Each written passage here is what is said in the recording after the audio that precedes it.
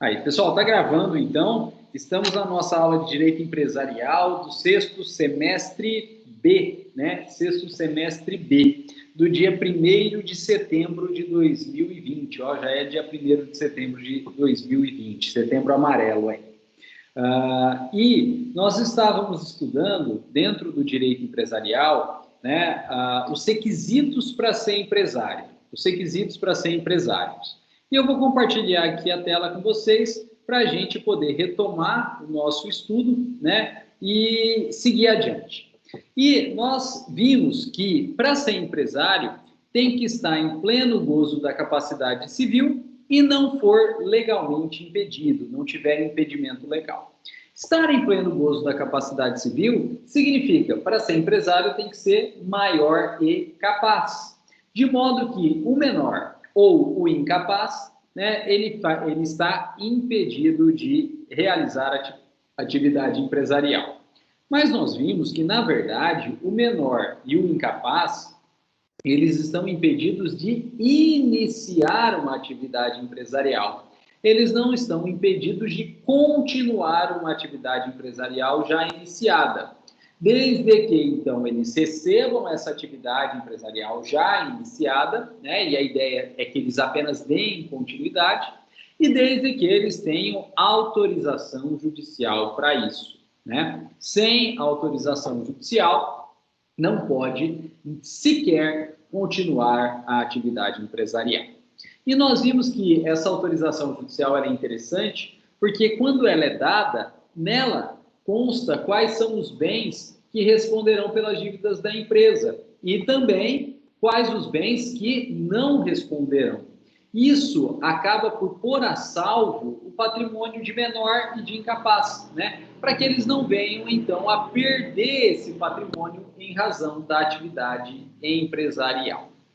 E depois, nós estudamos que, para ser empresário, não pode estar impedido legalmente, ou seja, não pode ter um impedimento legal.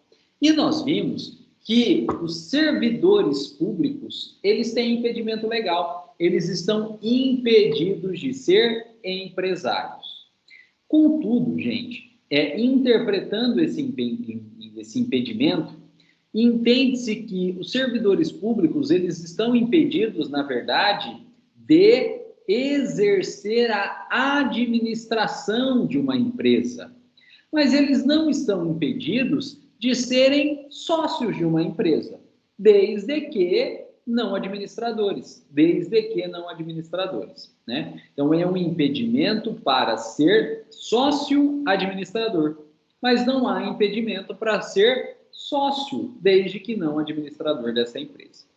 E é a partir desse jogo aí, que ocorre um fenômeno muito comum no dia a dia, mas que não deixa de ser uma burla, né? Não deixa de ser uma burla, não deixa de ser um engodo aí à proibição legal, na qual, então, o servidor público, ele acaba, no intuito de abrir empresa, abrindo essa empresa, tendo como sócio algum parente, ou com o pai, ou com a mãe, ou com o filho, ou com a filha, aí, né? Ou então com o cônjuge, né? E o que ele faz? Ele cede o poder de administração dessa empresa para o outro. E ele fica, então, como um mero sócio. Formalmente, não há irregularidade nenhuma e não há impedimento nenhum, porque quem administra é o outro e ele é um mero sócio aí. E com isso, ele consegue, então, burlar essa proibição legal. Porque, na verdade, na prática, quem manda mesmo, quem administra a empresa, é ele, servidor público, né? Mas como ele não pode formalizar essa administração, ele faz uma empresa com parente, né, para ter sócio, transfere a administração para o outro, né, formalmente, mas na prática é ele que administra. E como isso é algo bastante comum, é importante a gente verificar desde logo se é possível, então, a realização de sociedade com parentes. E a resposta é sim, é possível, não tem impedimento. E também é importante a gente verificar se é possível a sociedade entre cônjuges. Se é possível, então, os cônjuges constituírem uma sociedade, uma empresa entre eles, tendo eles como sócio. E aí a resposta não é tão tranquila assim. Aí a resposta é, na verdade, depende. É possível a sociedade entre cônjuges? Depende. Depende do quê? Depende, na verdade, do regime de bens em que eles forem casados, né? A sociedade entre cônjuges, ela depende do regime de bens em que eles forem casados. Olha só, nós temos 4 regimes de bens no direito brasileiro, né? A comunhão universal, a comunhão parcial, a separação total e a participação final nos aquestos. Então, comunhão universal, comunhão parcial, separação total e participação final nos aquestos. E, olha só, nos 2 regimes de bens que são extremados, que são os extremos, a lei expressamente proíbe a sociedade entre cônjuges. Ou seja, nos regimes extremados, não pode sociedade entre cônjuges. Enquanto que nos regimes meio termo, pode, não tem problema aí. No regime meio termo pode. E aí a gente precisa ver, então, quais são os regimes extremados que proíbem e quais são os regimes meio termo que permite. Pessoal, são extremados. De um lado, o regime da comunhão universal. Porque a comunhão universal, tudo é de todo mundo. E é proibido. Não pode sociedade entre cônjuges casados no regime da comunhão universal. E no outro extremo, a gente tem o regime da separação total. E por quê que o regime da separação total é o outro extremo? Porque se um extremo é comunhão universal, onde tudo é de todo mundo, o outro extremo é da separação total, onde o que é de um é de um, o que é de outro é de outro. Regime da separação total. O que é de um é de um, o que é de outro é de outro. E também nesse outro regime extremado, que é o da separação total, a lei proíbe a sociedade entre cônjuges, né? Então, é proibido sociedade entre cônjuges, não pode sociedade entre cônjuges se eles forem casados no regime da comunhão universal ou então se eles forem casados no regime da separação total. Não pode sociedade entre cônjuges se casados no regime da comunhão universal ou então no regime da separação total. E se porventura, os cônjuges casados nesses 2 regimes tentarem registrar uma empresa, a junta comercial vai negar. Porque a lei proíbe. E agora, a gente precisa ver por que a lei proíbe a sociedade entre cônjuges dentro desses 2 regimes, tanto da comunhão universal quanto da separação total. E a lei proíbe porque, na verdade, se fosse possível, a abertura de uma empresa por cônjuges casados nesses 2 regimes significaria uma burla ao próprio regime de bens, né? Significaria uma tentativa de alteração, né, do próprio regime de bens, por que não dizer até uma fraude ao regime de bens. E por conta disso, a lei proíbe. Veja só, no regime da separação, no regime da comunhão universal, tudo é de todo mundo. Mas se a gente pega uma empresa que tem sócios, uma parte da empresa é de um e uma parte da empresa é de outro. Ora, Se no regime de bens, tudo é de todo mundo, mas aí vem a empresa e fala que uma quantidade de partes da empresa, que a gente chama de cotas, pertence a um, e a outra quantidade pertence ao outro, está dividindo. Não tem comunhão. A empresa está dividindo.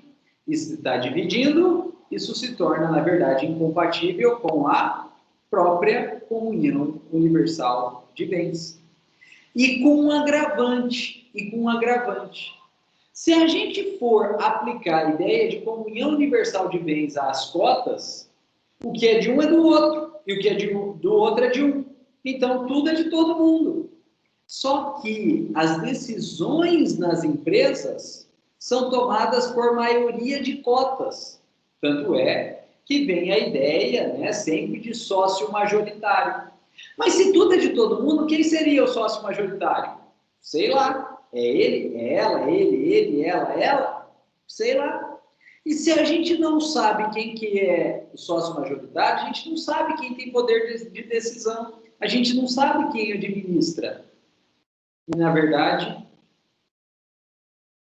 quando muito manda, ou quando tem muito cacique, né, e pouca gente para cumprir, na verdade, não tem ordem nenhuma. Vira uma bagunça. Então, para evitar a fraude ao regime de bens e para evitar, na verdade, uma bagunça interna à própria empresa, a lei entende por bem em proibir a sociedade entre cônjuges casados no regime da comunhão universal de bens. Não pode. E também, pessoal, olha só, a lei proíbe a sociedade entre cônjuges casados no regime da separação obrigatória. Porque se fosse possível a constituição de uma empresa entre cônjuges casados no regime da separação obrigatória, isso também significaria uma fraude ao regime de bens. Isso significaria uma fraude ao regime de bens. Por quê? Porque no regime da separação obrigatória é para ser tudo separado. O que é de um, o que é de outro é de outro. Aí, se fosse possível, eles abririam uma empresa. E aí cada um teria suas cotas partes. Até aí tudo bem, porque a cota que é de um e a cota que é de outro é só do outro. Belezinha. O problema é que se é uma sociedade entre os dois, e só os dois, entre os dois casados e só os dois casados, se um dos dois morre, toda a empresa fica para quem? O outro. Mas não era para ser separado? Era. Pelo regime de bens era para ser separado. Mas como eles estão dentro da empresa só tem os dois, se um morre, toda a empresa fica para o outro. Então, o que era de um vai para o outro. E isso, na verdade, então, gera uma fraude ao regime de bens. Por quê? Era para ser separado. Mas a partir do momento que eles juntam em empresa e um morre, tudo fica para o outro. Então, o que era para ser separado, não ficou separado. Juntou. E, portanto, gerou uma fraude ao regime de bens. Para evitar essa situação, então, a lei vem e proíbe a sociedade entre cônjuges, né, casados pelo regime da separação obrigatória. Então, não pode nem comunhão universal e nem separação obrigatória. Quando vai poder, então? Quando que vai poder, então? Vai poder sociedade entre cônjuges casados no regime da comunhão parcial, meio termo, comunhão parcial, vai poder. E também no regime da participação final dos aquestos. Então, pode sociedade entre cônjuges casados no regime da comunhão parcial e no regime da participação final dos aquestos. Gente, esse regime da participação final dos aquestos foi um regime criado pelo Código Civil de 2002, copiando aí um regime alemão, italiano ou alemão, não me lembro agora, né? Só que, na verdade, ele é tão complicado de ser implementado na prática, que ninguém casa por esse regime. A galera costuma casar mesmo pelo regime da comunhão parcial, porque, na verdade, é a regra, né? Se a gente chegar no cartório de registro civil para fazer o assento de casamento e a gente não falar nada, e falar nada, entre aspas, aí, porque o correto é fazer um pacto antinupcial, se a gente não fizer um pacto antinupcial, o regime que a gente vai casar é o padrão, que é da comunhão parcial de bens, né? Então, a grande maioria das pessoas, né, casando aí, casam pelo regime da comunhão parcial de bens e elas vão, então, poder constituir empresa entre elas, né? E só para a gente completar aí, como que funciona o regime da comunhão parcial? No regime da comunhão parcial, tudo que os cônjuges tinham anteriormente ao casamento é de cada um deles, né? É particular de cada um deles. E, casando, tudo que eles vierem a adquirir juntos, né, depois do casamento, depois da união, é meio a meio, né? É metade de cada um deles aí. E é assim que funciona, né, no regime da comunhão parcial. O que eles tinham anteriormente é de cada um, é particular, e o que eles tinham, o que eles vierem a adquirir depois do casamento é metade de cada um deles. E, a título de curiosidade, porque isso não existe na prática, né, como que funciona o regime da participação final dos aquestos? Maluco isso aqui. No regime da comunhão, da participação final dos aquestos, o que os cônjuges tinham de patrimônio é particular. O que eles tinham de patrimônio é particular. Não comunica, de cada um deles. Porém, os frutos originados dos bens particulares são comuns. Então, os bens não comunicam, mas os frutos comunicam. Então, tem uma casa, alugou, a casa não comunica, mas o aluguel comunica. Tem uma propriedade rural, plantou laranja, deu frutos, né, no pomar, a propriedade não comunica, mas os frutos comunicam, né? E qual que é o problema disso? Não dá para fazer conta, né? Não dá para fazer conta. Como você sabe o que é então particular, o que é fruto? Sei lá, né? Não dá na prática para fazer conta. E em razão dessa dificuldade é que isso não existe na prática. Oi, pode falar. Deixa eu te perguntar, no caso da comunhão parcial, no falecimento de um dos sócios, o 50%, o 49% ou 51% daquela pessoa, ele é dividido entre herdeiros legais na regra do civil, tipo 50 para o esposo, 25 para o filho, um exemplo se for 2, ou aquele 51 ou 49 fica só para os filhos, uma vez que o outro cônjuge é o outro sócio. Laís, ou não tem nada a ver? Eu vou te pedir desculpa e te responder que eu não posso te responder isso agora. Porque se eu for te responder isso agora, a gente termina a aula só falando sobre isso, né? Não, depois se o senhor quiser responder no particular, não tem problema não, fique em paz. Conversa. Se a gente for entrar em regrinhas de direito sucessório, a gente não termina a nossa aula. E, na verdade, vocês vão ter direito sucessório no 10º semestre do curso, né? Então, tem muito chão ainda para entrar em regrinha de direito sucessório. É muito complicado. Aí entra outro direito para fazer a partilha, não vai usar do direito empresarial, então... beleza. Tá certo. É direito da sucessão, 10º semestre do curso. E aí, depende do regime de bens, a partilha feita em vida é no regime de bens. A partilha feita em morte depende do regime de bens, mas não segue o regime de bens. Isso é extremamente complicado. Se você quiser se orientar para começar a estudar isso nesse momento, você vai ter que pegar o artigo 1829 e 1830. Só que são dois artigos pequenos que o estudo leva aí, né, um tempo enorme, né? Isso não é regrado pelo direito empresarial, é regrado pelo direito civil, direito das sucessões, né? Beleza. Não é fácil. No 10º eu pergunto para o senhor. Então, se você tenha paciência, aguarde um pouco, porque se a gente entrar nisso, a gente não termina o nosso pequenininho e perto do direito das sucessões, tranquilo, direito empresarial, né? Não é empresarial, não, é que perto das sucessões é tranquilo, né? É bem complicado isso aí, tem que ser analisado com muito cuidado, não só o regime de bens, mas as regras de sucessão. E uma coisa que eu te adianto, uma divisão que é feita em vida, ela vai ser diferente da divisão feita em morte. Gera divisões diferentes e cotas partes diferentes. É bem complicado, né? Bom, não tem como a gente responder isso agora, né?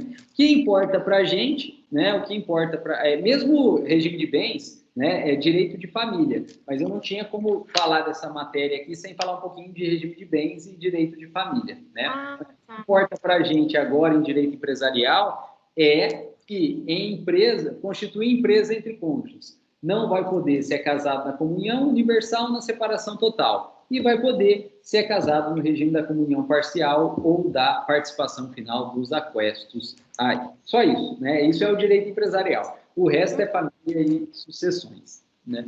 Bom, pessoal, então a gente terminou esse tópico aí, né, dos requisitos para ser empresário.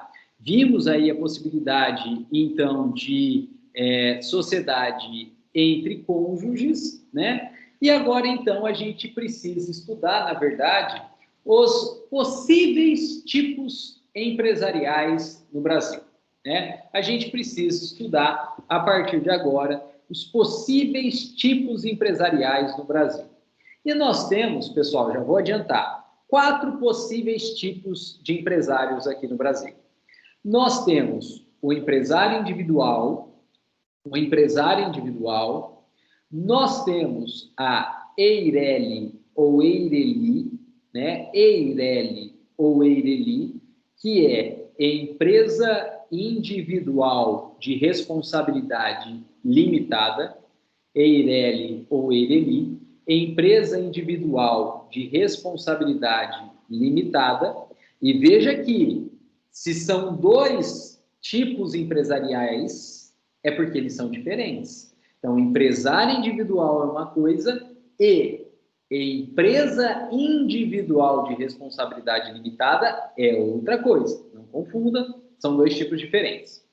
Depois, nós temos a sociedade pluripessoal empresária, sociedade pluripessoal empresária, né?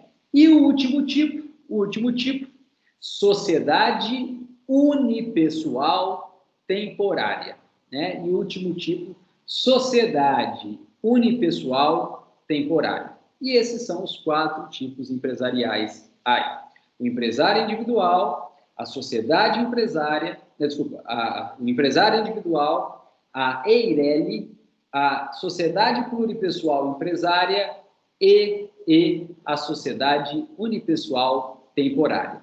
E a gente vai, né, ainda que bem rapidinho, estudar cada um deles agora. Olha lá. Pessoal, o empresário individual, ele é a pessoa física que exerce atividade empresarial, né? O empresário individual, ele é a pessoa física que exerce a atividade empresarial. E ele faz tudo no próprio nome dele, no nome pessoal dele. E muitas vezes usando o próprio CPF dele, né? Que é cadastro de pessoa física. Se ele é pessoa física, ele vai usar o próprio CPF dele aí. Pessoal, é bastante comum, só que a gente vai ver que não é recomendável exercer atividade empresarial na forma de empresário individual. E daqui a pouco a gente vê por que não é recomendável. É muito melhor exercer a atividade empresarial, na verdade, como uma EIRELI, como uma empresa individual de responsabilidade limitada, ou então como uma sociedade empresária, mas não como empresário individual, né? E a gente vê daqui a pouco por que não é recomendável ser empresário individual. Pessoal, e também a gente tem aí a sociedade empresária. A sociedade empresária, ela é a pessoa jurídica formada por sócios que passa a exercer a atividade empresarial. A sociedade empresária é a pessoa jurídica formada, então, por sócios, plural, que exerce a atividade empresarial. Pessoal, e por que a gente tem a sociedade empresária formada por sócios? Ora, Se uma pessoa sozinha não tiver forças para, sozinha, realizar atividade empresarial, não tem outro jeito. Ela vai precisar reunir forças e ela vai obter essas forças dos sócios. E, portanto, ela se junta com outras pessoas, né? Com os sócios, então, se tornam sócias, né? Se tornam sócios, fundam, criam uma pessoa jurídica e, de forma, então, conjunta, passam a exercer a atividade empresarial. E veja que, quando a gente fala de que uma pessoa sozinha não tem forças para sozinha exercer atividade empresarial, pode ser força de trabalho, né? Ela não consegue sozinha porque ela não tem condições de trabalho sozinha. Mas, normalmente, essa força aí é uma força econômica, né? Então, se uma pessoa sozinha não tiver dinheiro para sozinho realizar atividade empresarial, não tem jeito. Ela vai ter que se juntar com outras pessoas para reunir capital, e então dessa reunião de capital poder exercer a atividade empresarial, né? Então eu costumo brincar, pessoal, que o pano de fundo da criação de uma sociedade empresária, de uma pessoa jurídica que exerce atividade empresarial, é a famosa união, né? A união faz açúcar? Não, faz dinheiro, né? A união que faz dinheiro, né? Porque juntando aí forças econômicas é que então vai ter condições de capital suficiente para exercer a atividade econômica aí, né? Bom, pessoal, então por que a gente deixaria de ser empresário individual para se tornar uma sociedade empresária? Por quê? Primeiro motivo, quando a gente precisar de dinheiro, né? Quando a gente precisar de dinheiro. Porque, então, juntando novos sócios, aumenta-se o nosso capital e a gente consegue, então, abrir uma sociedade para fins de exercício da atividade. Olha só, eu quero abrir uma padaria, só que eu só tenho um forno. Vou conseguir abrir a padaria? Não. Mas então eu vou precisar me juntar com alguém que tem o balcão, frigorífico, né, a batedeira, a chapa, né, os freezers aí, a receita do melhor pão do mundo, por que não? A receita do melhor pão do mundo. E aí, da nossa união, é que a gente, então, consegue formalizar a nossa pessoa jurídica, a nossa padaria, para exercício da atividade empresarial. No entanto, pessoal, existe uma outra vantagem de sair de mero empresário individual, pessoa física, e passar para uma sociedade empresária, para uma pessoa jurídica. E essa vantagem, ela é dada pelo famoso princípio da unidade patrimonial. Essa vantagem é explicada pelo famoso princípio da unidade patrimonial. E vocês vão ver que esse princípio da unidade patrimonial, ele tem um conceito bem tranquilo, bem de boa. Mas o que importa para a gente não é o conceito. O que importa para a gente é a aplicação desse conceito de princípio da unidade patrimonial no empresário individual, porque vai gerar alguns efeitos, e não são efeitos tão legais assim, e a aplicação desse mesmo princípio, desse mesmo conceito, à sociedade empresária, à pessoa jurídica. E essa aplicação vai gerar outros efeitos, e aí sim são efeitos legais, aí efeitos bacanas, que na verdade são tão legais, são tão bacanas, que justificam até a criação da pessoa jurídica, que justificam até a migração de um empresário individual para a sociedade empresária. Mas vamos com calma, vamos por parte, né? Utilizando aí o método JSON.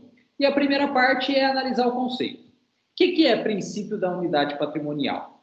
Princípio da unidade patrimonial significa que para cada personalidade jurídica, existe um único patrimônio. Para cada personalidade jurídica, existe um único patrimônio. E ponto. Esse é o conceito do princípio da unidade patrimonial.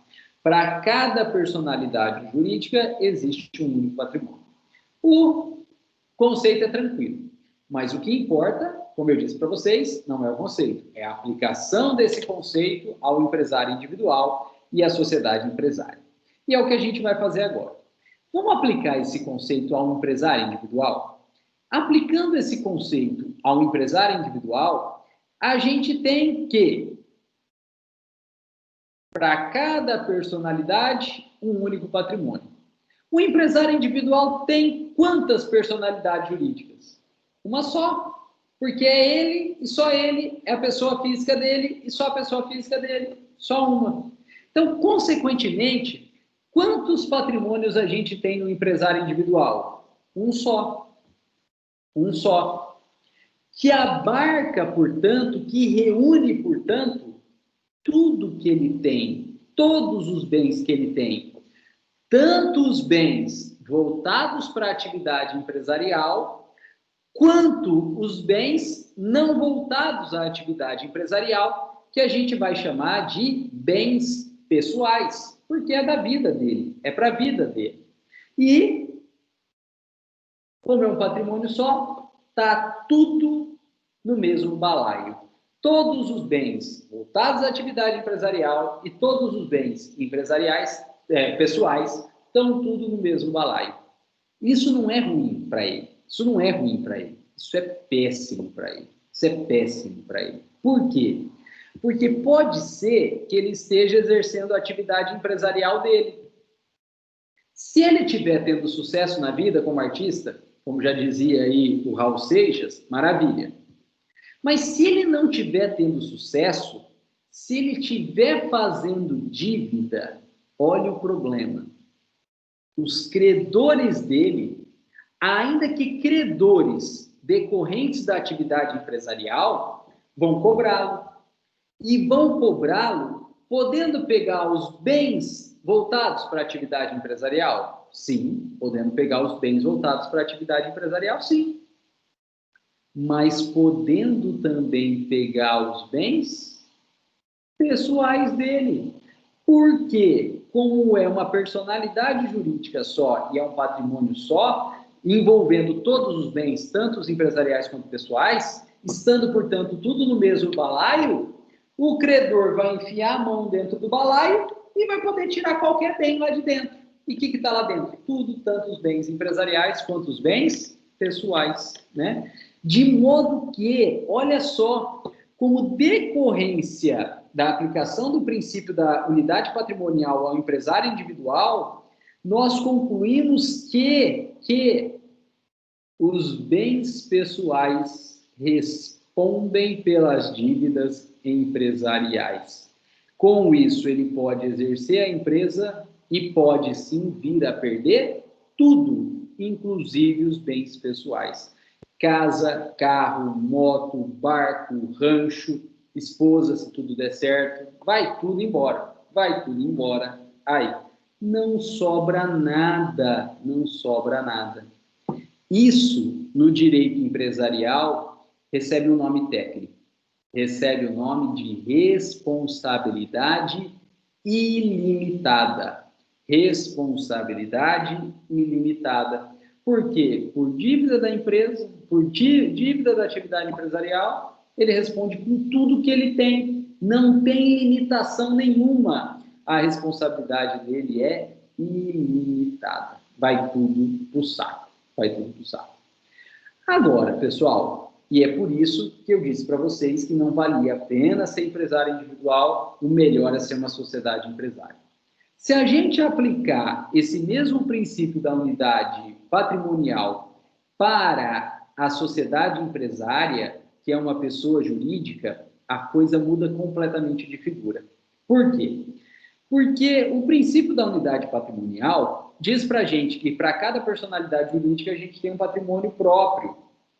E se a gente analisar a pessoa jurídica, a sociedade empresária, ela tem quantas personalidades jurídicas? No mínimo 3. No mínimo 3. Porque ela tem uma que é a pessoa jurídica. E atrás dela tem, no mínimo, 2 sócios. Então, a gente tem no mínimo 3 personalidades jurídicas, e para cada personalidade jurídica a gente tem um patrimônio. Na sociedade empresária, a gente vai ter no mínimo 3 patrimônios. O patrimônio da sociedade empresária e o patrimônio pessoal de cada um dos sócios, no mínimo no número de 2. E isso é vantajoso pelo seguinte: se a sociedade empresária faz dívida, quem está fazendo dívida é a sociedade empresária, é a pessoa jurídica que tem o seu próprio patrimônio. De modo que os credores empresariais vão poder cobrar? Vão. Quem? A sociedade empresária, a pessoa jurídica. Vão poder pegar bens? Não é pegar, é penhorar. Mas vai poder pegar bens? Vai poder penhorar bens? Vai. De quem? Da sociedade empresária, da pessoa jurídica. E só dela. E só dela. De modo que, como os sócios têm um patrimônio separado, esse patrimônio separado não respondem pelas dívidas da pessoa jurídica. O patrimônio em separado não respondem pelas dívidas da pessoa jurídica. Então, o credor da pessoa jurídica cobra a pessoa jurídica e pega bens da pessoa jurídica. Não vai poder cobrar o patrimônio dos sócios aí. E isso recebe um nome no direito empresarial. E o nome é responsabilidade limitada. Isso chama responsabilidade limitada. Que a gente pode falar limitada ou pela sigla, e todo mundo aí já deve ter visto essa sigla. Famosa sigla LTDA, que tem no final do nome da grande maioria das empresas aí. O que é LTDA? É limitada. E o que significa ser limitada? Significa que é uma pessoa jurídica e pelas dívidas da pessoa jurídica só responde o patrimônio da pessoa jurídica.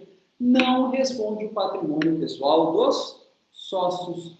E por que é limitado o termo?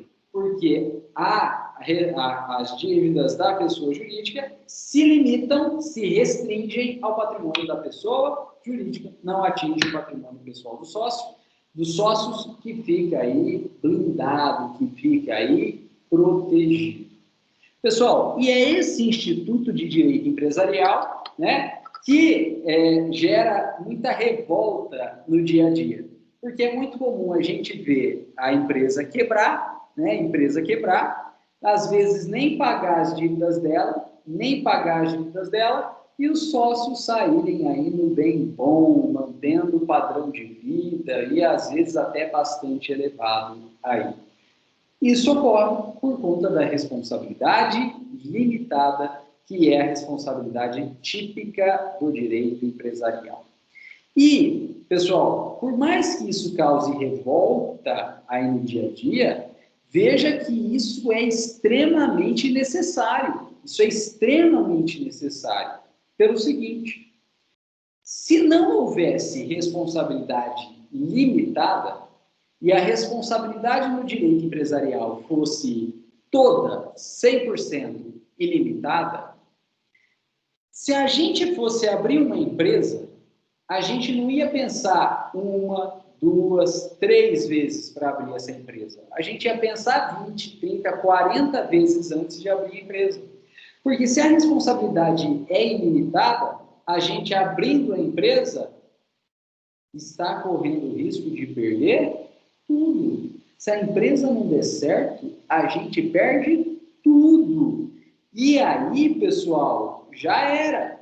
A gente não vai ter como nos manter e, eventualmente, aí, a gente não vai ter nunca mais na vida a condição de abrir outra empresa. Aquela não deu certo, mas a gente não teria mais dinheiro, capital, para abrir uma segunda empresa aí. E isso, então, inibe o empreendedorismo, porque ninguém vai abrir empresa para perder tudo, né? E o risco é muito grande, então, inibe o empreendedorismo. E se inibe o empreendedorismo, não tem empresa. Ou então, até permite a abertura da empresa. O cara é louco e abre a empresa e quebra, ele nunca mais na vida vai conseguir abrir mais nada, porque ele vai sair moído de lá, e seja porque inibiu o empreendedorismo, seja porque impediu a abertura de novas empresas, a gente não tem empresa mais. E se a gente não tem empresa, a gente não tem atividade econômica, a gente não tem desenvolvimento econômico, a gente não tem geração de emprego, a gente não tem recolhimento de tributo, e a economia como um todo colapsa. A economia como um todo colapsa. De modo que, se a gente precisa de empresa, falando como economia, né? Falando como economia, se a gente precisa de empresa, a gente tem que incentivar a abertura de empresa. A gente tem que diminuir o risco na abertura da empresa para que as pessoas se motivem a abrir a empresa.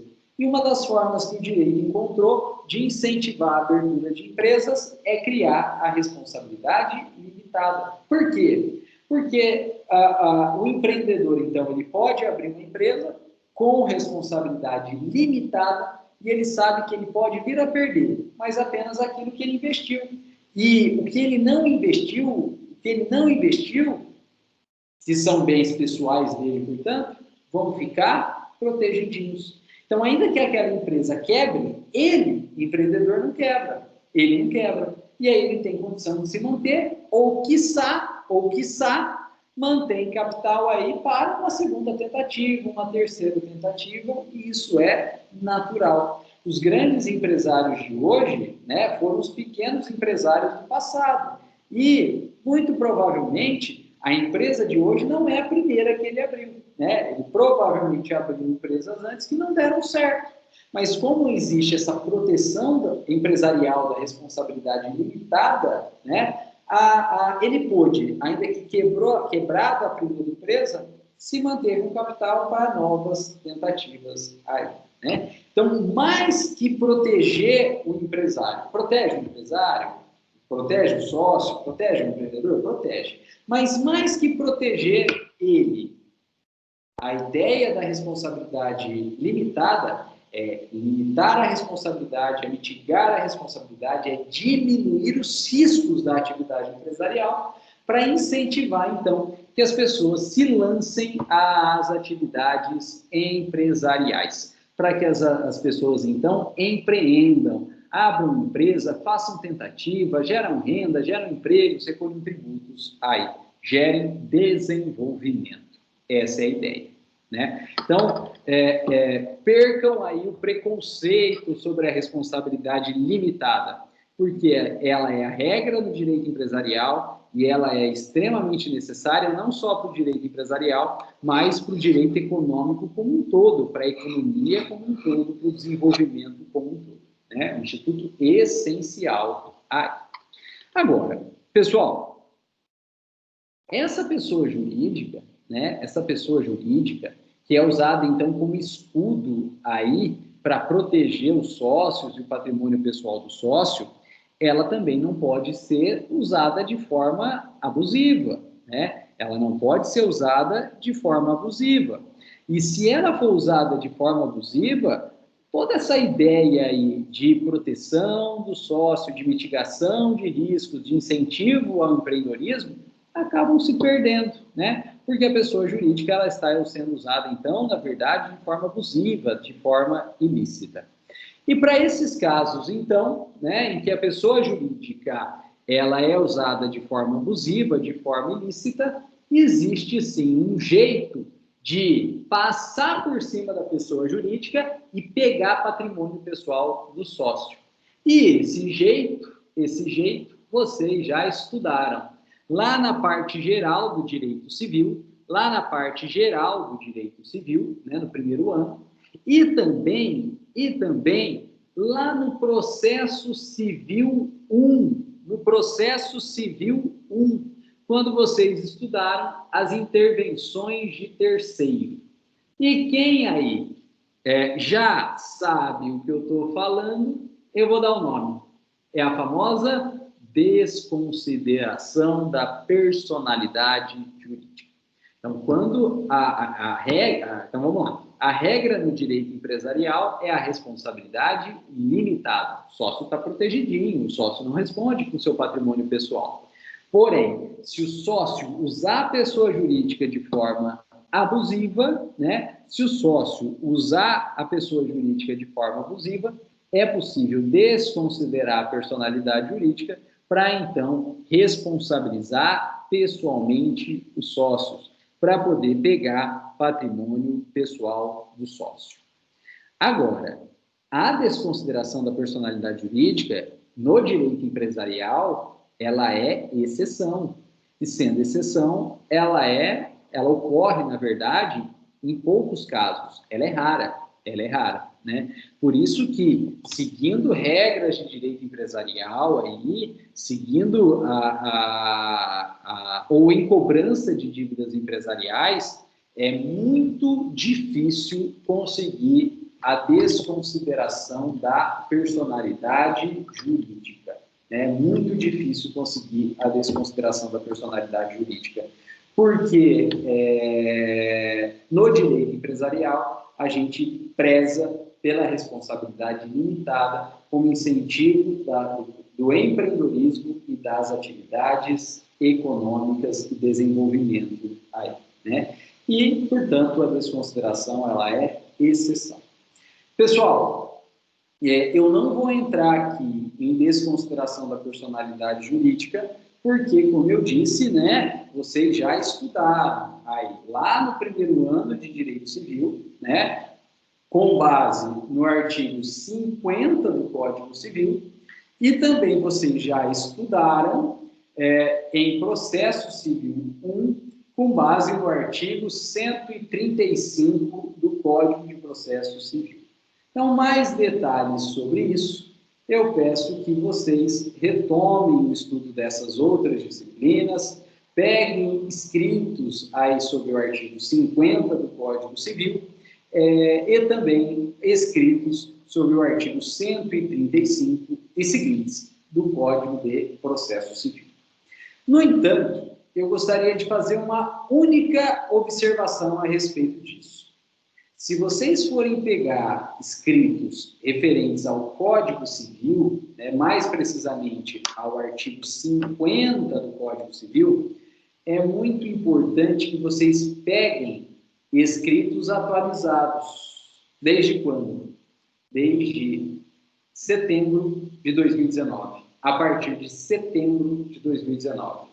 Porque em setembro de 2019, um ano, portanto, foi editada a Lei da Liberdade Econômica. E a Lei da Liberdade Econômica, ela fez algumas alterações pontuais no artigo 50 do Código Civil, né? E é justamente o artigo que trata sobre a desconsideração da personalidade jurídica. E se vocês quiserem saber o que mudou, eu já digo para vocês. A Lei da Liberdade Econômica, ela é uma lei que foi criada para privilegiar os empresários.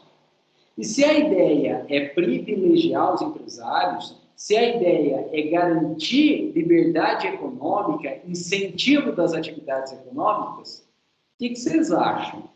Que essa lei tornou mais difícil ou mais fácil a desconsideração? Claramente tornou ainda mais difícil a desconsideração do direito empresarial, né? E hoje, tudo que eu falei para vocês, que a desconsideração é a exceção do direito empresarial, está literalmente previsto no artigo 50 do Código Civil. Lá está escrito agora que a desconsideração ela é a exceção. Ela é a exceção. Choveu no molhado? Choveu, porque a doutrina já entendia isso. Mas a lei não falava isso expressamente. Agora fala. Então, a Lei da Liberdade Econômica tornou ainda mais difícil a desconsideração. Fala expressamente, então, que a desconsideração é a exceção. E com isso, a Lei de Liberdade Econômica privilegiou ainda mais a ideia do direito empresarial de responsabilidade limitada. Pessoal, De modo que, olha só, se eu sou empresário individual, a minha responsabilidade é ilimitada. E se é ilimitada, eu faço dívida, eu enquanto empresário individual, estou correndo o risco de perder todo o meu patrimônio, inclusive bens pessoais, casa, carro, moto, rancho, né, esposa, se tudo der certo, eu fico sem nada. E o risco é muito grande. De modo que é muito melhor eu migrar de empresário individual, para que eu me torne, então, uma sociedade empresária. E eu me tornando uma sociedade empresária, ou exercendo a minha atividade empresarial na forma de uma sociedade empresária, eu adquiro responsabilidade limitada. E aí eu posso até perder, mas só aquilo que eu empreguei na empresa. O meu patrimônio pessoal fica protegidinho. E se a empresa quebrar, ela quebra, mas eu não. Eu saio protegido aí, né? E é por isso que eu disse para vocês que não valia a pena exercer atividade empresarial enquanto empresário individual. Era muito melhor migrar de empresário individual para sociedade empresarial.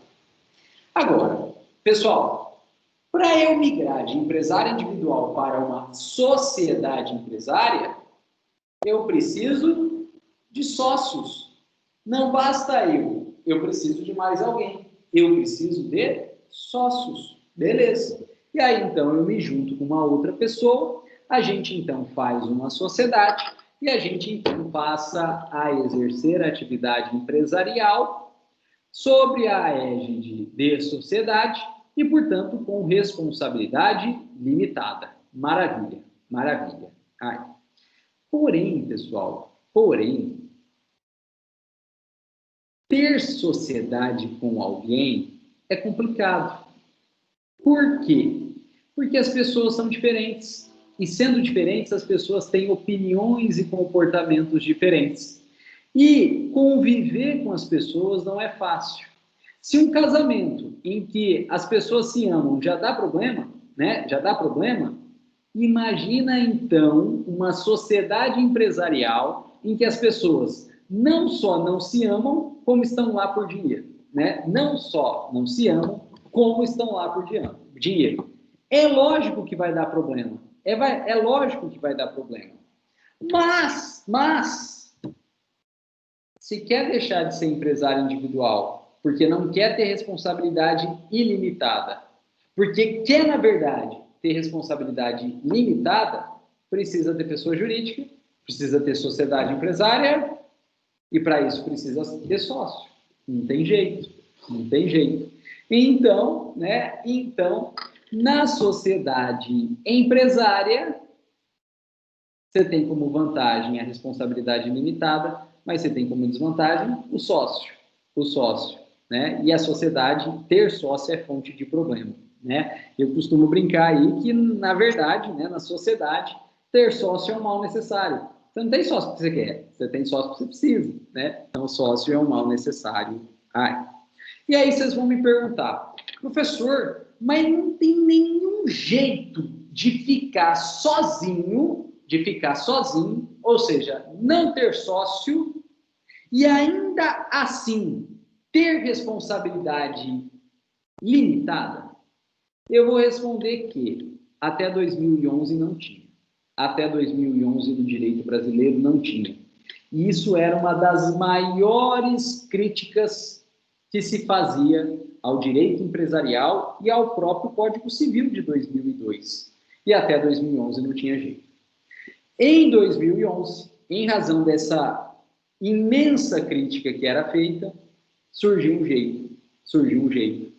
Foi criado em 2011 a famosa EIRELI ou EIRELI, né? Foi criada em 2011 a EIRELI ou EIRELI. E o que é a EIRELI ou EIRELI?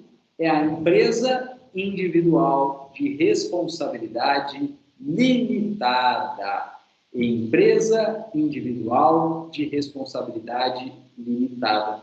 E essa EIRELI, ela juntou o melhor dos dois mundos. Ela juntou o melhor dos dois mundos. Por quê? Ela é uma empresa individual, então é um sozinho.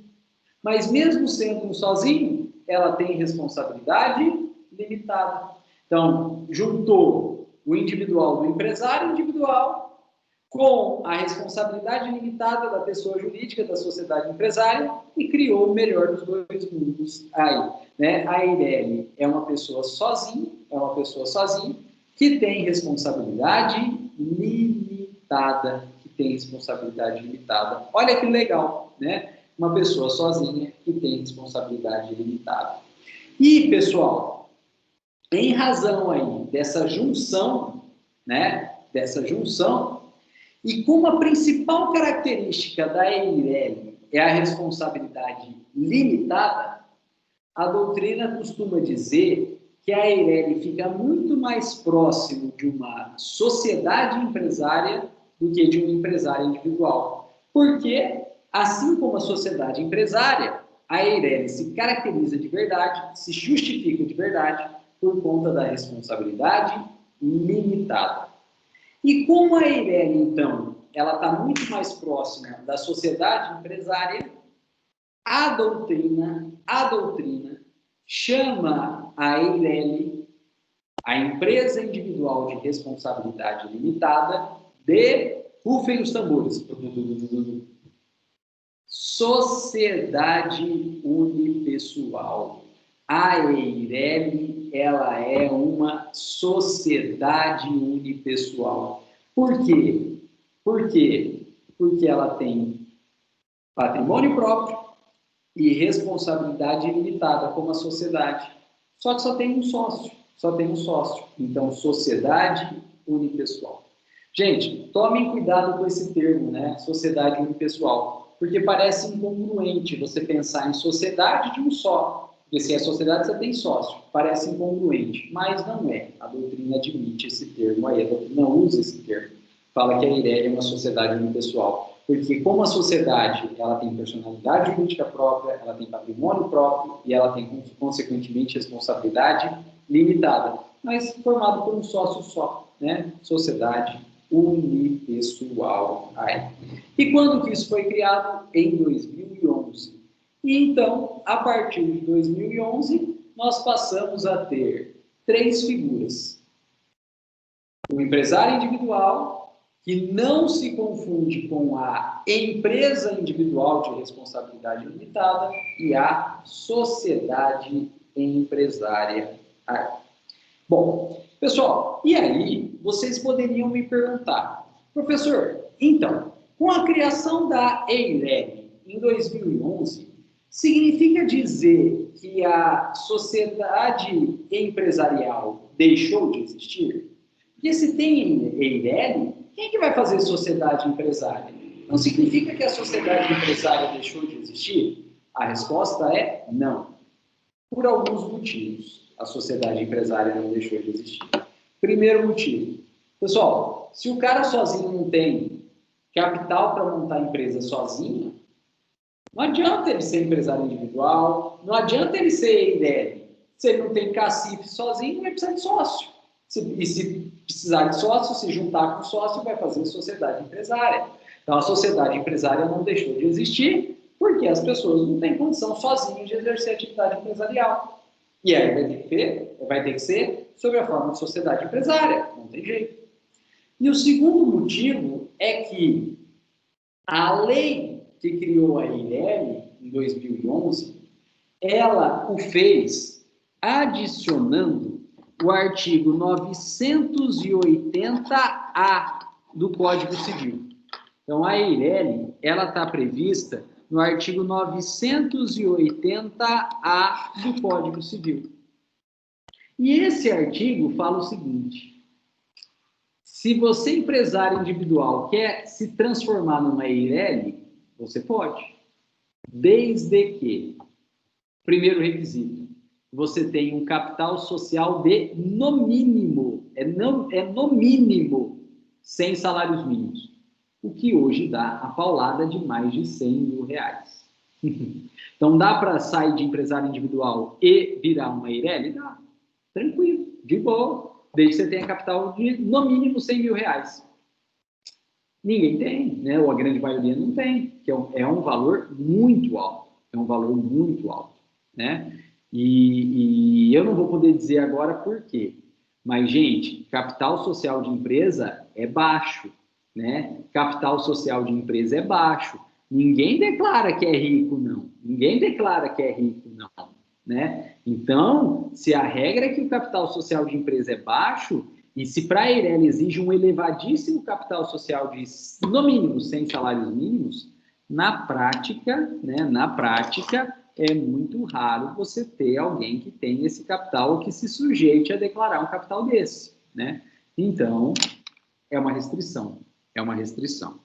E segundo, pessoal, né? E segundo, é possível ser Eireli desde que não seja sócio de outra empresa, né? Não seja sócio de outra empresa. A lei limita a Eireli para uma empresa só. Você pode ser Eireli, mas desde que você não seja sócio de outra empresa. Isso acaba também restringindo bastante aí as pessoas que têm condição de abrir uma Eireli. Porque às vezes a pessoa já é sócia de outra empresa, e se já é sócia de outra empresa, ela não vai poder abrir a Eireli aí. E por conta, então, desses motivos, que são necessidade de reunião de capital com sócios e limitações impostas pela lei à Eireli, primeira limitação, elevado capital social mínimo de 100 salários mínimos e proibição de ser sócio de outra empresa para abrir Eireli, na prática, a galera acaba né, se valendo, continua se valendo, continua criando sociedades empresárias, né? Então, não morreu, não matou as sociedades empresárias. Elas continuam sendo criadas aí. Pessoal, para ilustrar, né, e mostrar para vocês que a Eireli exige um capital social pancada aí, né?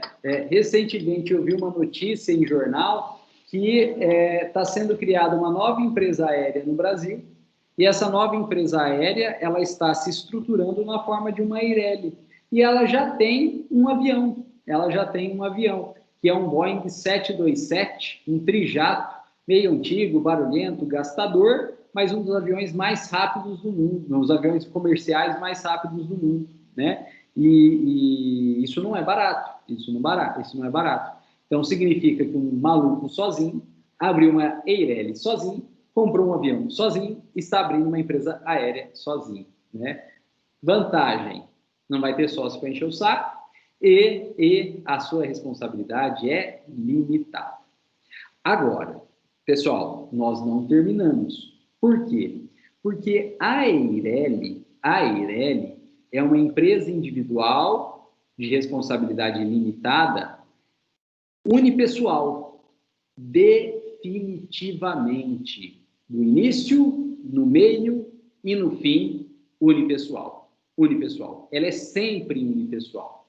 E falta, então, a gente estudar a última modalidade de empresário que eu comentei com vocês, que é a sociedade unipessoal. Só que, diferente da Eireli, que é definitiva, a gente precisa estudar, por último, a sociedade unipessoal temporária. Sociedade unipessoal temporária, que vai ser o nosso objeto de estudo daqui a pouco. Mas antes, né, eu vi que alguém estava com a mãozinha levantada aí. Se quiser se manifestar, se quiser fazer pergunta, fique à vontade. E, eventualmente, qualquer um, né, fique à vontade. Eu gostaria de saber se, por exemplo, alguém já tem uma Eireli, né, e ele quer fazer outra Eireli. É possível? Não, né? Só uma. Na lei proíbe. Você não pode ter entendi. nem outro sócio, nem duas Eirelis. É uma só. É bem limitado mesmo, não pode, né? E se tentar registrar, né, o contador vai avisar, o advogado vai avisar e a junta comercial vai negar o registro, né? Não vai poder registrar. Ok, entendi. A lei proíbe, né? É uma só. Beleza, obrigado, professor. Que isso. Pessoal, mais alguém? Mais alguém gostaria de fazer alguma pergunta aí? Tira uma dúvida minha. O empresário limitado, tá? A empresa normal, limitada, onde eles têm no mínimo 2 sócios, né? Eles têm um X de capital integralizado, correto? Só que aí eles começam a crescer, muitas vezes eles aumentam o capital da empresa, porque tem imóveis, tem um monte de coisa no nome da empresa. Aí, o que acontece? Vem uma crise e outra. Só que ele pensando nisso, ele vai tirando o dinheiro da empresa para a pessoa física, certo? Para que não ocorra a desconsideração da pessoa jurídica, ele monta uma holding. Aí essa holding passa a ser dono da empresa. Aí com mais um ano e pouco, ele monta outra holding. Aí é uma holding da holding que era da empresa. E aí, a hora que ele pega e pede uma recuperação judicial, ele não tem capital nenhum nessas holding para poder pagar. E aí as empresas são obrigadas a entrar na recuperação judicial, vamos dizer assim. Correto? O que teria alguma coisa de como fazer para reverter isso daí ou não? Não, a ideia não tem como fazer, porque na verdade a ideia é que não faça, né? Então, na verdade, toda essa estrutura aí, é muito difícil você provar. Você está me contando essa estrutura, então a gente está partindo do pressuposto que é isso que aconteceu, né? Mas, claro, em juízo, essa estrutura que você comentou tem que ser provada. Mas, na verdade, se ficar provada essa sistemática, houve confusão patrimonial, né, da empresa com a pessoa física, e depois houve abertura de novas pessoas jurídicas, que a gente chama de pessoas jurídicas interpostas, né, no termo técnico, ou no termo vulgar aí, de agente cítrico, né, de laranja, justamente para desviar a finalidade, né? Então, se ficar provada essa sistemática, a ideia é a aplicação da desconsideração da personalidade jurídica para pegar patrimônio. E aí, na recuperação judicial, se as holdings que estão em recuperação não tiver patrimônio, vai desconsiderando a personalidade jurídica e pegando as outras empresas, né? Até é possível desconsiderar a última personalidade jurídica e pegar patrimônio pessoal do sócio, né? O Instituto da Desconsideração, ele foi criado justamente para evitar esse abuso, né? Porque, veja, houve abuso da personalidade jurídica com a confusão patrimonial e com desvio de finalidade. Desvio de finalidade é criar uma pessoa jurídica para ocultar outra ou para a prática de atividade ilegal, né? Ilícita. Então, na verdade, né, essa sistemática é o exemplo típico de aplicação do artigo 50 do Código Civil para fins de desconsideração, né? Certo. Então, se ficar aprovado isso que você me contou, o instituto que tem no direito é a aplicação da desconsideração mesmo, né? Então, teria que aplicar a desconsideração, né? Depende de prova? Depende, mas se ficar aprovado e essa história é desconsideração da personalidade jurídica, né? Não tem outra coisa porque o instituto foi criado para isso, né? Certo. Vai pegar... porque a holding, aí ele monta uma holding anônima em nome de outras pessoas, que aí vai tirando o vínculo da empresa dele, pessoa física, né? Mas faz parte. Isso aconteceu conosco aqui e eu levei um prejuízo legal. Nós sabíamos que aconteceu, mas é complicado. Assim, eu acompanhei um caso, né, que tinha uma empresa, ela produzia determinado produto. Se ela colocasse esse produto no mercado diretamente, ela ia pagar 18% de ICMS sobre o valor de venda do produto, né, ICMS. Só que o que ela fez? Ela abriu um monte de pessoa jurídica pequenininha, sem patrimônio nenhum. E aí, então, ela vendia o produto dela a preço de banana para essas pessoas jurídicas pequenininhas, né, que não tinham patrimônio nenhum, e essas pessoas jurídicas pequenininhas vendiam o produto ao preço real do mercado, né, gerando, então, em cadeia ICMS. Só que essas empresas pequenininhas, sem patrimônio nenhum, não recolhiam ICMS, né? O Estado lançava, o Estado executava, fazia execução fiscal contra elas, pequenininhas, e não achava patrimônio nenhum, né? E estava lá a empresa de trás, que produzia, né, tranquila, né? Porque quem tinha que recolher o ICMS era a última da cadeia, onde houve a venda ao mercado, né, pelo valor. E então ela, a empresa, né, lá de trás, não devia nada de tributo. O que aconteceu? O Estado falou que essas empresas pequenininhas, sem patrimônio nenhum, era tudo empresa laranja, processou civilmente a empresa laranja, pediu a desconsideração da personalidade jurídica da empresa laranja e conseguiu, então, executar e penhorar patrimônio da empresa que estava lá atrás. Além disso, processou todo mundo civilmente, né, todos os sócios aí civilmente, e alguns foram processados criminalmente, né, por sonegação tributária, por quadrilha, na época era quadrilha, agora é associação criminosa, por falsidade, né? Então sobrou nabo para todo mundo aí. Mas foi essa sistemática aí, né? No âmbito civil, as empresas pequenininhas tiveram a personalidade jurídica desconsiderada. Pegou os laranja? Pegaram, né? Mas pegaram mais que o laranja, pegaram a empresa anterior, que não tinha, documentalmente não tinha nada a ver, né? Não tinha nada a ver com as empresas pequenas aí. Mas provado essa cadeia de circulação da mercadoria, né? Que era vendida a preço de banana para a empresa pequena. A empresa pequena elevava o preço, vendia para o mercado e não recolhia ICMS. A empresa lá de trás, a produtora, teve que arcar com ICMS de tudo, né? E a grande maioria dessas empresas, isso aí não era uma única empresa, eram várias empresas aqui na região que faziam isso, né? Quebraram tudo, né? Né? Eu não vou dar nome aos bois aí, mas foi uma grande operação da Polícia Federal lá em 2005, 2006, e que desde então tem um monte de processo rolando, né, na Justiça Federal, na Justiça Estadual, até hoje, né, de uma operação aí da Polícia Federal. Era essa sistemática, e no âmbito civil, quem resolveu foi a desconsideração da personalidade jurídica. Quebraram das empresas pequenas, pegaram os laranjas, mas pegaram a empresa mãe também, né? E fecharam as empresas. Nem precisa dar nome aos bois, né? Isso aí que aconteceu. Mas, viu, Guena, eu tenho cliente também, vários, não é um só não, que eles são de vários estados do Brasil, mas eles montam filial no Espírito Santo, porque lá tem um incentivo fiscal. Então, eles faturam, você vende para a empresa dele, eles faturam para ela, o Espírito Santo, o valor baixo, acredita o ICMS. Aí lá o Espírito Santo tem um incentivo que para onde eles venderem, para ter venda no Espírito Santo, se recolhe só 2% de imposto de ICM.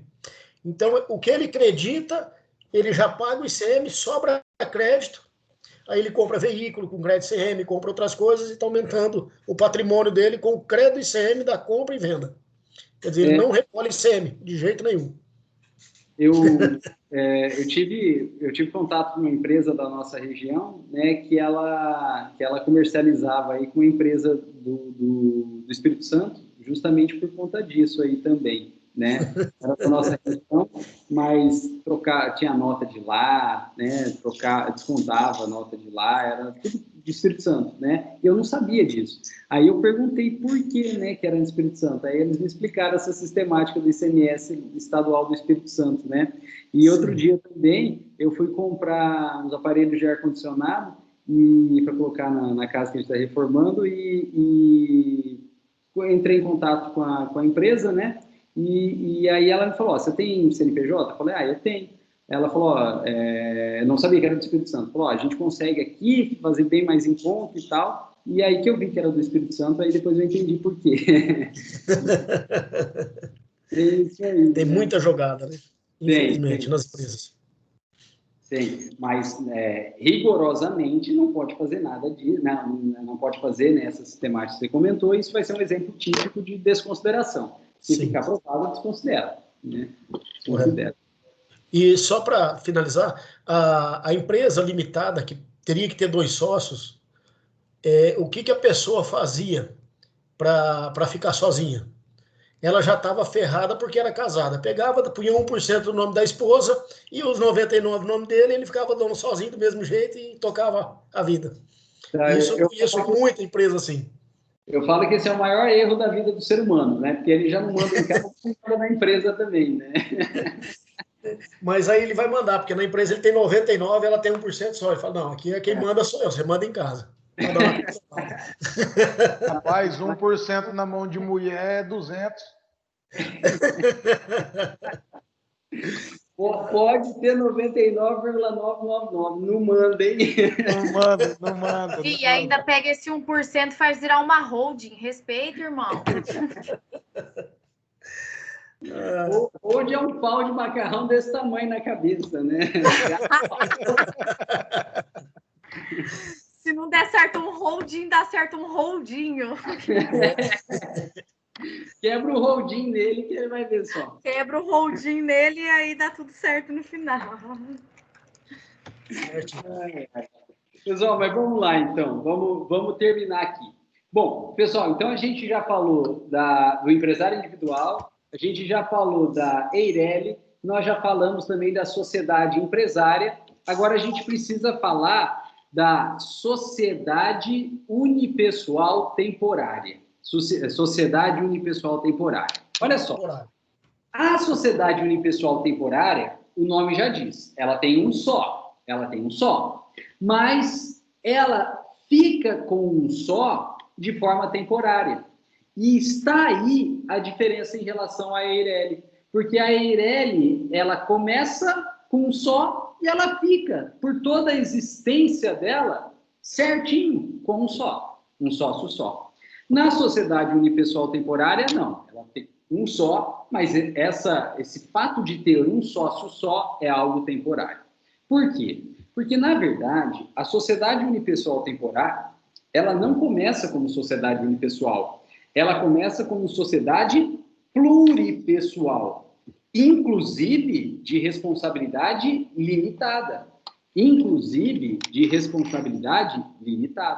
Só que, na verdade, né, e usando aí esse exemplo, né, às vezes é marido e mulher, só 2 sócios. Ela só tem 2 sócios. Não é sozinha, não é um só, são 2, mas são só 2.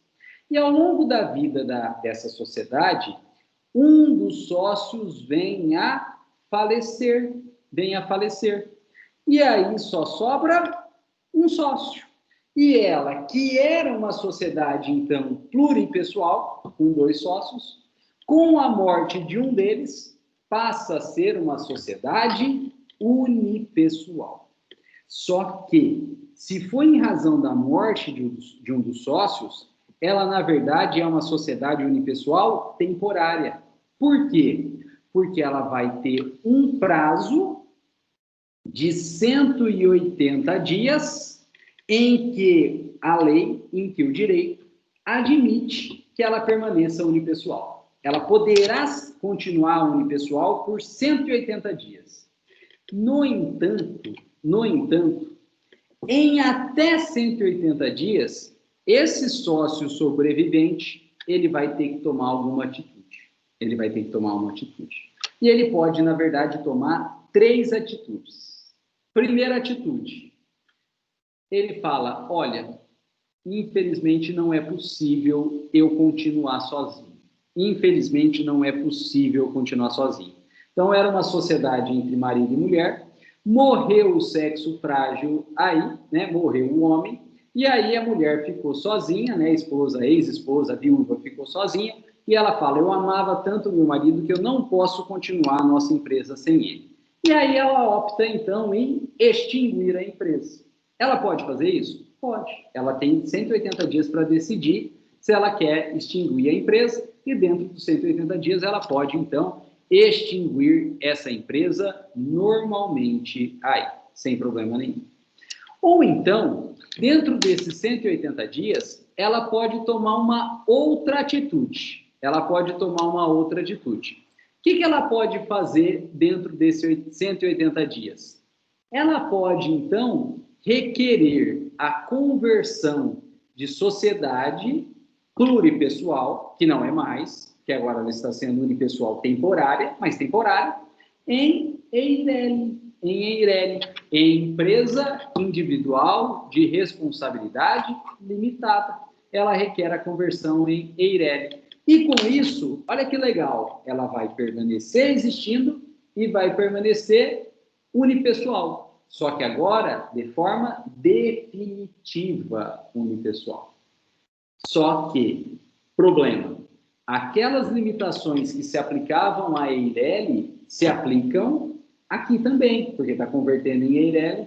Então, isso só é possível se ela, então, tiver um patrimônio, um capital social mínimo de 100 salários mínimos. Se ela não tem, ela vai ter que aumentar o capital social de, no mínimo, para no mínimo 100 salários mínimos, né? E o Luiz usou o termo técnico, que a gente vai estudar depois, que é a integralização do capital social. Então, ela vai ter que transferir dinheiro para dentro da empresa, né? E se ela não tiver dinheiro, não tem jeito, né? E também, né, só é possível ser EIRELI se for única, né? De modo que se ela já tem outra empresa, se ela já é sócia de outra empresa, infelizmente não vai ser possível, então, converter em EIRELI. E a última opção que ela tem, né, ou ele tem, a última opção que o sócio remanescente tem é arrumar outro sócio, né? É arrumar outro sócio, colocar uma outra pessoa no lugar do sócio que faleceu, colocar uma outra pessoa aí. E aí então, entrando esse novo sócio, ela volta a ser pluripessoal e segue a vida dela pluripessoal. Mas, pessoal, como ela é uma sociedade unipessoal temporária, dentro desses 180 dias, ela tem que fazer uma dessas 3 medidas. Ou extingue a empresa, ou convola em EIRELI, transforma-se em EIRELI, ou então arruma um novo sócio e continua a vida como pluripessoal. Tem que fazer uma dessas. E se ela não fizer nenhuma dessas atitudes, olha o problema, se ela não fizer nenhuma dessas atitudes e der o prazo de 180 dias de unipessoalidade temporária, olha o tamanho do buraco. A junta comercial pode cancelar o registro dessa empresa. A junta comercial pode cancelar o registro dessa empresa. E aí vocês vão me falar, beleza, cancelou o registro, mas é só documento, a empresa vai continuar operando. A empresa vai continuar operando. Vai continuar operando. Mas não mais como pessoa jurídica. Não mais como pessoa jurídica. Porque o registro foi cancelado pela junta comercial. E se não tem mais registro de pessoa jurídica, sabe o que aquele ex-sócio sozinho vira? Empresário individual. Ele vira um empresário individual. E, com isso, ele volta a ter responsabilidade ilimitada. Ele volta a ter responsabilidade ilimitada. E, pior, normalmente ele não sabe disso. Ele não sabe que ficando sozinho, morrendo os outros sócios, ficando ele sozinho, que ele tem 180 dias, ou para fechar, ou para converter em EIRELI, ou para arrumar outro sócio. E aí ele fala, tô sozinho aqui, ó, que maravilha, vou tocar o pau. E passa a realizar a atividade em volta, né, e continua realizando a atividade empresarial dele. Nem sabe dos 180 dias. Passa os 180 dias, ajunta lá na junta, cancela o registro. Ele nem fica sabendo. Ele continua realizando a atividade empresarial. E aí, como ele ficou sozinho, ele não dá conta, a coisa começa a entornar, ele começa a fazer dívida. E aí os credores começam a cobrá-lo. Aí ele não tem dinheiro para pagar. E aí ele não paga. Aí os credores executam. E aí os credores executam, tentam pegar bens da empresa, só que aí quando eles vão ver a junta comercial, não tem empresa mais, está cancelado o registro. Não tem empresa? Não. É empresário individual? Como que é a responsabilidade de empresário individual? Ilimitada. Sabe o que os credores vão fazer? Nem é caso de desconsideração de personalidade jurídica, porque nem tem mais personalidade jurídica. Acabou o registro. Os credores vão diretamente pedir a responsabilização pessoal desse empresário individual, penhorando, então, o patrimônio pessoal desse empresário. E aí, quando ele descobre, é porque a galera aí, os credores, já estão em cima do patrimônio pessoal dele. E aí não adianta mais chorar sobre o leite derramado. E é por isso que eu estou falando sobre isso, né? Que a gente tem que tomar muito cuidado, né? Isso não é algo de conhecimento comum na galera, né? Isso não é algo de conhecimento comum. Então, na verdade, quando a sociedade empresária, o empresário, então, pluripessoal, com vários sócios, por uma fatalidade do destino, acaba ficando sozinho, o cara comemora, estou sozinho, né? Eu vou mandar na bagaça aqui. Tudo bem, a lei até dá um prazo para ele, 180 dias, para ele curtir aí o poder. Mas dentro de 180 dias ele tem que tomar uma atitude. Ou extingue, ou converte o Eireli, ou pega sócio. Se ele não fizer a junta comercial, cancela. E aí ele nem está sabendo, está operando lá, às vezes faz dívida, e quando ele vai descobrir, ele já está como empresário individual, endividado, e respondendo com seu patrimônio pessoal pela dívida. E aí não tem mais o que fazer, não adianta chorar, então, sobre o leite derramado. E, com isso, então, a gente estudou todas as modalidades de empresários no Brasil. O empresário individual, que a gente não pode confundir com a Eireli, a sociedade empresária e a sociedade unipessoal temporária. E essas são as modalidades de empresário que a gente tem aí no direito brasileiro, né? As modalidades, então, de empresário que a gente tem no direito brasileiro. Pessoal, e com isso, então, a gente termina a nossa matéria de hoje e amanhã a gente inicia uma nova matéria, um novo tema, né? Um novo tema que é obrigações do empresário. Obrigações do empresário. E dentro desse novo tema, obrigações do empresário, a gente vai estudar as 3 principais obrigações do empresário, que é o registro, que é a escrituração e autenticação dos livros empresariais e a emissão de balanços, no mínimo, anuais, que é um tema muito importante, porque trabalha com toda a burocracia, toda a papelada que o empresário tem que emitir, né, ao longo da sua vida empresarial. Eu vou interromper o vídeo aqui, a gravação do vídeo, para não ficar muito longo, agradecendo a presença e a paciência de todos, mas a gente continua batendo um papo aí.